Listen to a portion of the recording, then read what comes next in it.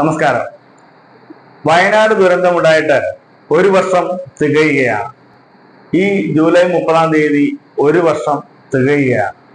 ഈ ഒരു വർഷം കൊണ്ട് നമ്മൾ ഈ വയനാട്ടിലെ ജനങ്ങൾക്ക് വേണ്ടി ഈ സർക്കാരും അതുപോലെ തന്നെ ജനങ്ങളും ഒത്തൊരുമിച്ച് ആ വയനാട്ടിലെ ജനങ്ങളെ ഉയർത്തിക്കൊണ്ടുവരുന്നതിലും ജീവിതത്തിലേക്ക് തിരിച്ചു കൊണ്ടുവരുന്നതിലും ഒരുപാട് കഷ്ടപ്പെടുകയുണ്ടായി.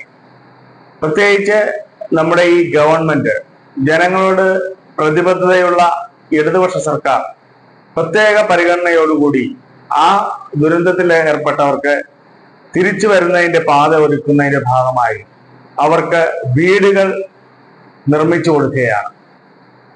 ഏകദേശം 400 മുകളിൽ ആണ് മൊത്തം വീടുകളുടെ എണ്ണം. ആ വീടുകളുടെ എണ്ണം 400 മുകളിലാണെങ്കിലും ആദ്യപടി എന്ന നിലയിൽ ഇതിന്റെ മാതൃകാ വീട് ആദ്യം രൂപകൽപ്പന ചെയ്തിരിക്കുകയാണ്. വയനാട് ദുരന്തമുണ്ടായ പ്രദേശത്തിന് സമീപം അവർക്ക് എല്ലാവിധ സൗകര്യങ്ങളോടും കൂടി ആണ് ഈ 400-ൽ പരം വീടുകൾ നിർമ്മിക്കുന്നത്. ഈ 400-ൽ പരം വീടുകൾ നിർമ്മിക്കുന്നതിനുള്ള നിർമ്മാണ ചുമതല ഊരാളുങ്കൽ സൊസൈറ്റി ആണ് ഇതിന്റെ നിർമ്മാണ ചുമതല ഏറ്റെടുത്തിരിക്കുന്നത്. ഈ ഊരാളുങ്കൽ സൊസൈറ്റി ഇപ്പോൾ 2-3 മാസമായി അതിന്റെ നിർമ്മാണ പുരോഗതി നടന്നുകൊണ്ടിരിക്കുകയാണ്. ഈ 2-3 മാസത്തിനിടയ്ക്ക് ആദ്യമായി അവർ സ്ഥലം ഏറ്റെടുക്കുകയും ആ സ്ഥലം ഏറ്റെടുത്ത സ്ഥലത്ത് ഈ 400-ൽ പരം വീടുകൾ നിർമ്മിക്കുന്നതിന് വേണ്ടിയിട്ടുള്ള ബൗണ്ടറികളും മറ്റും തിരിച്ച് 400 വീട് സ്ഥാപിക്കുന്നതിന് വേണ്ടിയിട്ടുള്ള പ്രവർത്തനത്തിൽ അവർ ഏർപ്പെട്ടിരിക്കുകയാണ്. ഈ 400 വീടിനോടൊപ്പം ടൗൺഷിപ്പാണ് ഗവൺമെന്റ് ഉദ്ദേശിക്കുന്നത്. ഈ ടൗൺഷിപ്പ് എന്ന് പറയുമ്പോൾ എല്ലാവിധ സൗകര്യങ്ങളോടും കൂടിയ ഒരു ടൗൺഷിപ്പാണ്. അത് ലോകത്തിന് മാതൃകയാകുന്ന നിലയിലാണ് ഇതിന്റെ പുനരുദ്ധാരണ പദ്ധതികളെല്ലാം നടപ്പിലാക്കുന്നത്. ഈ ടൗൺഷിപ്പിന്റെ മാതൃകയിൽ ഇവിടെ നിർമ്മിക്കുന്ന ഈ പദ്ധതി ഇവിടെ അംഗനവാടികളുണ്ട്, ആശുപത്രികളുണ്ട്, കളിസ്ഥലമുണ്ട്, തുടങ്ങിയ റോഡുകളുണ്ട്. എല്ലാവിധ സൗകര്യങ്ങളോടും കൂടി ആണ് ഗവൺമെന്റ് ഈ പദ്ധതികളെല്ലാം നടപ്പിലാക്കുന്നത്. ഊരാളുങ്കൽ സൊസൈറ്റി ഇതിനു വേണ്ടിയിട്ട് പ്രത്യേക പാക്കേജ് തന്നെയാണ് നിർമ്മിച്ചിരിക്കുന്നത്. ഇനി വരുന്ന 2025 ഡിസംബറോടുകൂടി ഏകദേശം 400 വീടിന്റെയും പണികൾ പൂർത്തിയാകുന്ന നിലയിലേക്കാണ് ഇതിന്റെ നിർമ്മാണ പ്രവൃത്തികൾ മുന്നേറുന്നത്. അവിടെ ഇന്ന് ജൂലൈ 30 ആയിട്ടുള്ള ഇന്ന് അവിടെ നിർമ്മാണ പുരോഗതി എന്ന് പറയുന്നത് ഇതിന്റെ മാതൃകയിലുള്ള ആദ്യത്തെ വീട് നിർമ്മിച്ചു കഴിഞ്ഞു. ആ മാതൃകയിലുള്ള ആദ്യത്തെ വീട്ടിലേക്ക് മുണ്ടക്കൈ ചൂരൽമല ദുരന്തത്തിൽ അകപ്പെട്ട ആൾക്കാർ അവിടെ വരികയും ഇതിന്റെ നിർമ്മാണം നടന്നുകൊണ്ടിരിക്കുന്ന സ്ഥലത്തെത്തുകയും ഈ മാതൃകാ വീട്ടിൽ കയറി അവിടെ അവരുടെ അനുഭവങ്ങൾ പങ്കുവയ്ക്കുകയും ചെയ്യുകയുണ്ടായി. അവരോട് ചോദ്യങ്ങൾ മാധ്യമപ്രവർത്തകർ ചോദിക്കുമ്പോൾ വളരെ സന്തോഷകരമായിട്ടാണ് അവർക്ക് ഈ ദുഃഖത്തിനിടയിലും ഇതുപോലുള്ള വീടുകൾ നിർമ്മിച്ചു നൽകുന്ന ഗവൺമെന്റിനോട് പ്രത്യേകം നന്ദിയുണ്ട് എന്നുള്ള നിലയിലും അവർ പ്രതികരിക്കുകയുണ്ടായി. റിപ്പോർട്ടർ ചാനലിലെ റിപ്പോർട്ടറായിട്ടുള്ള സുജ പാർവതി അവിടെ വരികയും മന്ത്രി അവിടെ ഈ നിർമ്മാണത്തിലിരിക്കുന്ന പുതിയ വീടിന്റെ, അതായത് ഇതിന്റെ മാതൃകാ വീടിന്റെ ആണ് നിർമ്മാണം പൂർത്തീകരിച്ചിരിക്കുന്നത്. ആ മാതൃകാ വീട് കാണുന്നതിന് വേണ്ടി മന്ത്രി രാജൻ അവിടെ എത്തുകയുണ്ടായി. ആ മന്ത്രി അവിടെ എത്തുന്ന സമയത്ത് റിപ്പോർട്ടർ ചാനലിന്റെ അവതാരിക അവിടെ ചോദ്യങ്ങൾ ചോദിക്കുകയും അവിടെ കൂടി നിന്നവരോട് ഈ ദുരന്തത്തിൽ അകപ്പെട്ടവരും ആ ചുറ്റുവട്ടത്തെ പ്രദേശത്തുള്ള വീടുകൾ മുഴുവനും നഷ്ടമായ ദുരന്തത്തിൽ അകപ്പെട്ടവരുടെ പ്രതികരണം ആരായുകയുണ്ടായി. അവർ വളരെ സന്തോഷത്തോടു കൂടിയാണ് ആ പ്രതികരണങ്ങളെല്ലാം നടത്തിയിരിക്കുന്നത്. നമുക്ക് അവർ പ്രതികരിച്ചതിന്റെയും അതുപോലെ തന്നെ ആ വീട് നിർമ്മാണം എവിടം വരെ ആയി എന്നുള്ളതിന്റെയും മുഴുവനായിട്ടുള്ള വീഡിയോ നമുക്കിവിടെ കാണാം. പ്രിയപ്പെട്ട പ്രേക്ഷകരെ, ദുരന്ത ഭൂമിയിൽ നിന്ന് കിടപ്പാടത്തിലേക്ക് എത്തുകയാണ് ചൂരൽമല, മുണ്ടക്കൈ ഉരുൾപൊട്ടലിനെ അതിജീവിച്ച മനുഷ്യർ ഇപ്പോൾ എന്റെ മുന്നിലൂടെ കയറി പോകുന്ന ഇവർക്കൊക്കെ പലയിടങ്ങളിലായി പുഞ്ചിരിമട്ടം, ചൂരൽമല, ഇവിടെ നിന്നൊക്കെ സ്വന്തം വീട് നഷ്ടമായ മനുഷ്യരാണ്. അവർക്ക് പുതിയ വീടാവുകയാണ്. അതാണ് ഏറ്റവും സന്തോഷമുണ്ടാക്കുന്ന കാര്യം. മിനിസ്റ്റർ, ഇപ്പോ വീട് നഷ്ടമായ ആളുകൾ അവരിപ്പോ വീട് കാണാൻ വേണ്ടി എത്തിയിരിക്കുകയാണ്. എങ്ങനെയുണ്ടെന്ന് ചോദിക്കാലോ. നമുക്കപ്പോൾ മിനിസ്റ്റർ, അപ്പോൾ അവരിലേക്ക് പോകാം. ഈ വീട് കാണാനായി എത്തിയ ആളുകളാണ്. പുഞ്ചിരിമട്ടത്തു നിന്നുള്ളവരുണ്ട്, ചൂരൽമലയിൽ നിന്നുള്ളവരുണ്ട്. അവരൊക്കെയാണ് ഈ ചേച്ചിമാരൊക്കെ. നമ്മൾ നേരത്തെ കുറച്ചുപേരോടൊക്കെ സംസാരിച്ചില്ലേ, അവരുമായിട്ടൊക്കെ മന്ത്രി ഇപ്പോൾ ചോദിക്കുകയാണ്.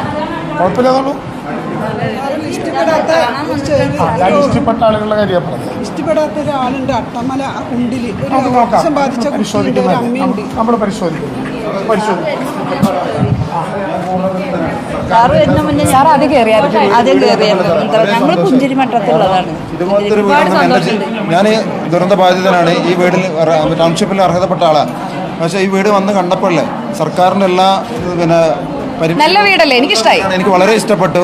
നമ്മളെപ്പോലുള്ള ഒരു സാധാരണക്കാരന് ഇതേപോലത്തെ ഒരു വീട് കെട്ടാൻ അല്ലെങ്കിൽ കെട്ടാൻ ഞാനൊരു ആയുസിൽ എൻ്റെ പണിയെടുത്താൽ പോലും എനിക്ക് ഇങ്ങനത്തെ ഒരു സ്ഥലത്ത് ഇനി ഒരു വീട് കെട്ടാൻ വേണ്ടി കഴിയില്ല. ഞാൻ വളരെ സന്തുഷ്ടനാണ്.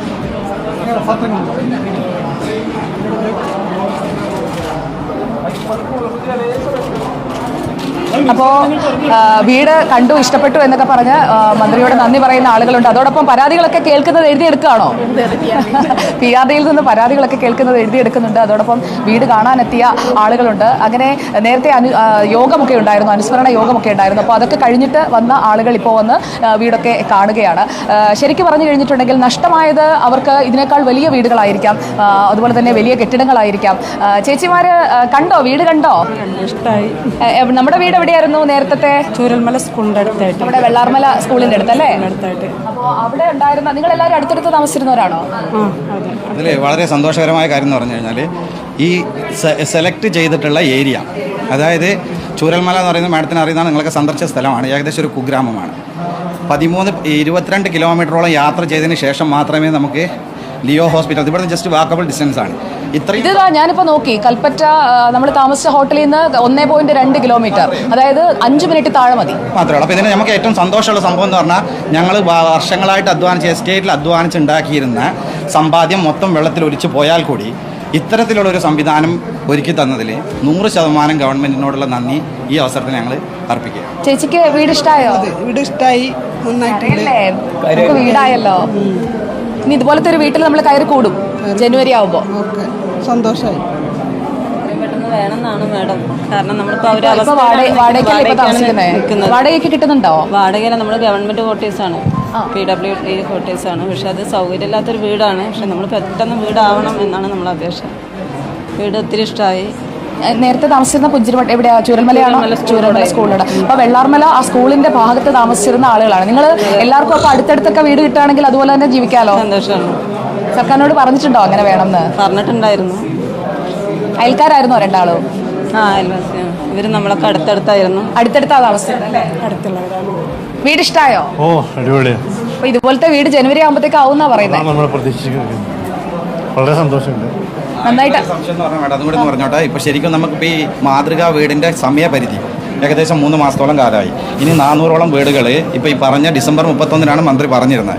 ആ കാലപരിധിക്കുള്ളിൽ ഇത് കംപ്ലീറ്റ് ആക്കാൻ സാധിക്കുമോ എന്നുള്ളൊരു ക്വസ്റ്റ്യൻ മാത്രം ഞങ്ങൾ മുമ്പിൽ. അത് നമുക്ക് മന്ത്രിയോട് നേരിട്ട് ചോദിക്കാം. മന്ത്രിയോട് ഞാൻ നേരത്തെ ചോദിച്ചപ്പോഴത്തേക്കും മന്ത്രി പറഞ്ഞത് അത് 3 മാസം കൊണ്ട് പണി തീർക്കും. ഒരാളെങ്കിൽ അവരും പറഞ്ഞത് പണി തീർക്കും എന്നുള്ളതാണ്. അപ്പോൾ പണി തീരുമോ എന്നുള്ളൊരു ആശങ്കയുണ്ട്. ആ ആശങ്ക അടിസ്ഥാനമുള്ള ഒരു ആശങ്കയുമാണ്. ആശങ്ക തീരുമെന്ന് തന്നെയാണ് നമ്മൾ പ്രതീക്ഷിക്കുന്നത്. കളക്ടർ നമുക്ക് പോകുന്നുണ്ട്. കളക്ടർ, ഇവര് വില്ലേജ് റോഡ് ഭാഗത്ത്, അതായത് ചൂരൽമല ഈ മാതൃകാ വീട് കണ്ടിട്ട് ദുരന്ത ബാധിതർ ആശ്ചര്യപ്പെട്ടു പോയി. കാര്യം അവരുടെ ജീവിതകാലത്ത് മുഴുവൻ സമ്പാദ്യവും കൊണ്ടുവന്ന് വെച്ചാലും ഇതുപോലുള്ള ഒരു വീട് വെക്കുന്നതിന് അവർക്ക് കഴിയുകയില്ല എന്നുള്ളതാണ് ആ ദുരന്തത്തിൽ അകപ്പെട്ടവരുടെ ആൾക്കാർ പറയുന്നത്. ഇതിന്റെ മറ്റൊരു പ്രത്യേകത എന്ന് പറഞ്ഞാൽ ഈ ദുരന്തത്തിൽ അകപ്പെട്ടവർ അയൽപക്കക്കാരുണ്ട്, ചുറ്റുവട്ടത്തുള്ളവരുണ്ട്, സ്വന്തക്കാരുണ്ട്, ബന്ധുക്കാരുണ്ട്. എല്ലാവരും ഉൾപ്പെടുന്ന ഒരു സമൂഹമായിട്ട് അവർ ജീവിച്ചുകൊണ്ടിരുന്ന സമയത്താണ് ഈ പ്രകൃതി ദുരന്തം ഉണ്ടാവുന്നത്. നേരത്തെ ഉണ്ടായിരുന്ന ഈ ദുരന്തം ഉണ്ടാവുന്നതിന് മുമ്പ് അവർ എങ്ങനെയായിരുന്നോ കഴിഞ്ഞിരുന്നത് അതുപോലെ താമസിക്കുന്നതിനുള്ള ഒരു സൗകര്യം ഗവൺമെന്റ് ചെയ്തു കൊടുക്കണമെന്ന് അഭ്യർത്ഥിച്ചിട്ടുണ്ട്. അതുപോലെ തന്നെ ചെയ്തു കൊടുക്കുമെന്ന് നമുക്ക് ആശിക്കാം. എന്തായാലും ഈ 400 പരം വീടുകളുടെയും നിർമ്മാണ പുരോഗതി പുരോഗമിച്ചുകൊണ്ടിരിക്കുകയാണ്.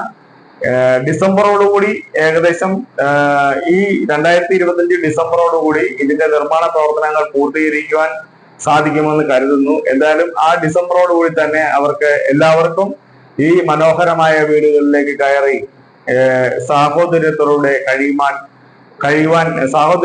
കഴിയുവാൻ എത്രയും വേഗം സാധിക്കട്ടെ എന്ന് പറഞ്ഞുകൊണ്ട്